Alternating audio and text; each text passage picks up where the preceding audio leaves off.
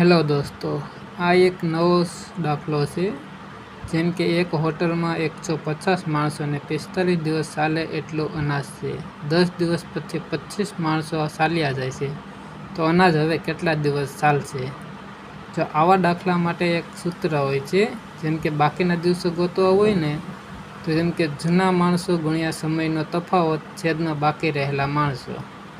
જેમ કે આપણે જૂના માણસો 150 રાખ્યા, 150 ગુણ્યા પછી સમયનો તફાવત, તો કે 45 દિવસ અને 10 દિવસ, તો કે 45માંથી 10 કાઢીએ એટલે 35 દિવસ. ને છેદમાં હોય છે બાકી રહેલા માણસો. જેમ કે બાકી કેટલા રહ્યા હોય છે? જેમ કે 150 માણસો હતા અને 25 માણસો પર ચાલ્યા જાય છે, તો એટલે 125 રહે છે. આનું સાદું રૂપ આપીએ તો કે 25 × 150 અને 25 × 5 = 125 ને 5 × 7 = 35 એટલે 6 × 7 = 42 એટલે 42 દિવસ બાકી રહે છે.